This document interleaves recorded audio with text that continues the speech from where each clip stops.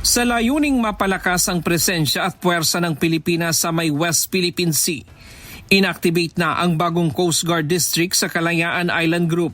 Sa mga larawang ibinahagi kahapon ng Philippine Coast Guard, pinangunahan ni Coast Guard Commandant Admiral Ronnie Hilgaban kasama si Transportation Secretary Giovanni Lopez at Senator Erwin Tulfo ang pagbisita sa Pag-asa Island para sa activation ng bagong Coast Guard District sa Kalayaan Island Group.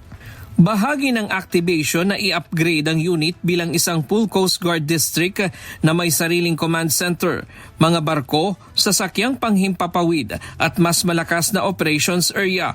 Kasama rin dito ang pagpapalakas ng infrastructure at paghahatid ng serbisyo sa mga residente sa Kalayaan Island tulad ng edukasyon at health support.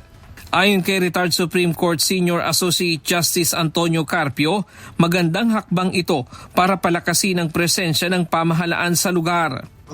Well, that means they have more presence there, no, and they will put more assets there, and that means more patrols there.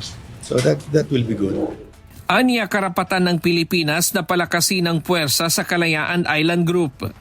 Samantala, habang pinapalakas ng Pilipinas ang presensya nito sa West Philippine Sea, iniulat ng Philippine Coast Guard na nagpalipad ng players ang China laban sa isang PCG aircraft na nagsasagawa ng routine Maritime Domain Awareness Flight sa Kalayaan Island Group.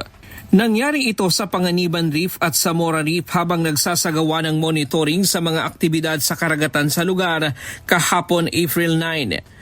Ayon sa Coast Guard, sinadya at mapanganib ang aksyon na ito ng China dahil nalagay sa panganib ang buhay ng mga sakay ng aircraft ng PCG.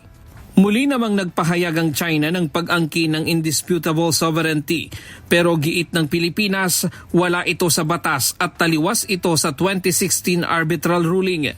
Sa kabila ng mga insidente, nananatiling nakatutok ang Pilipinas sa pagprotekta ng soberanya sa West Philippine Sea. Ryan Lacanlale, UNTV News and Rescue. Diyos ang aming sandigan, serbisyo publiko ang aming pinahahalagahan.